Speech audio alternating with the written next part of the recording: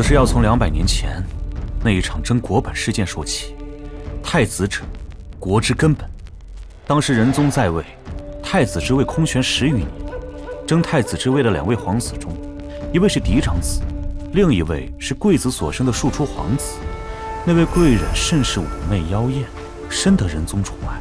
仁宗打算立庶出的皇子为太子，却遭遇了满朝文武的反对。立长不立幼，立嫡不立庶，是自古以来的规矩，就算是皇帝也不能违背。大哥说得很对，礼制是读书人惯用的屠龙术。仁宗多次下旨，但都被内阁封驳回去。而当时带领满朝文武的，正是云麓书院的读书人。这场国本之争，双方拉锯了整整6年，期间内阁首辅换了4人，朝堂上官员走了一批又一批。这时候，一位云麓书院的读书人接替了内阁首辅的位置，却毅然投入到了仁宗麾下。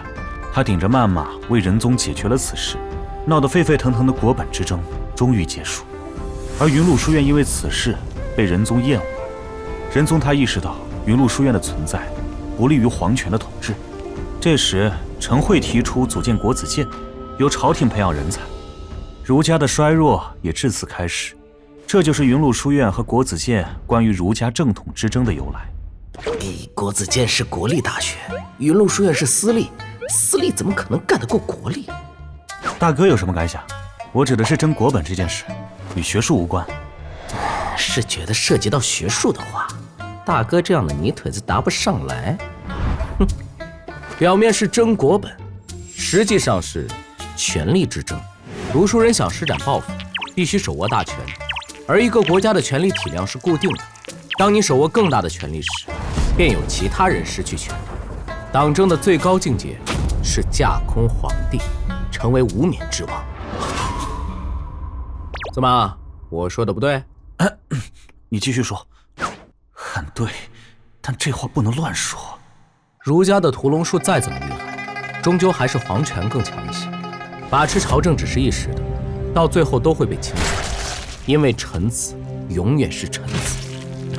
有何破解之法？无解。朝堂如战场，党争一时爽，全家火葬场。不过大哥这里还有一个思路，钱大儒的事迹就是活生生的例子。当你能对一国气运造成影响，你就能从依附皇权的读书人，变成了能与皇权平起平坐的强者。二郎聪慧过人，孺子可教。明明是我在考他。云麓书院虽然断绝仕途，但仍旧是掌握着儒家修行体系的圣地。至于整个儒家体系开始衰弱，200年来最多只出过3品，是因为3品之后儒家体系必须入场为官，还是涉及到儒家气运之类的东西？这块碑是什么意思？为什么会立在这里？这是儒家正统之争的后续，或者说是一部分。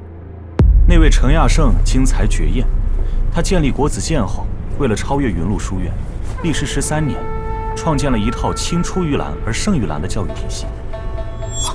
存天理灭人欲。没错，程亚圣认为世间万物都依循着某个规律，理是世间最本质的东西，也是最正确的。万物依存于理，才能蓬勃发展。但是人在世间万物的纠纷交错中，会迷失自己，迷失理。于是程亚圣的圣人集注制定了一套规矩。为了造福天下苍生，本宫已下令，大奉打更人从9月23日起开始加更，甚至会在国庆期间9月30日到10月5日连续6连更，重振大奉国威时机已到。各位学子准备好了吗？暗夜回顾带上装逼的妖媚，谁知楼里做呼啸的流放，水眼不见了的药物来背过，大风筝吹鸟，路到有分多少嘲笑，笑看九州市推理我最强，线下世界心照样能破案，警察穿越猫蛛丝马迹寻，没有完美罪，除非是天意。逻辑琐事怪推理我最强，线下世界心照样能破案。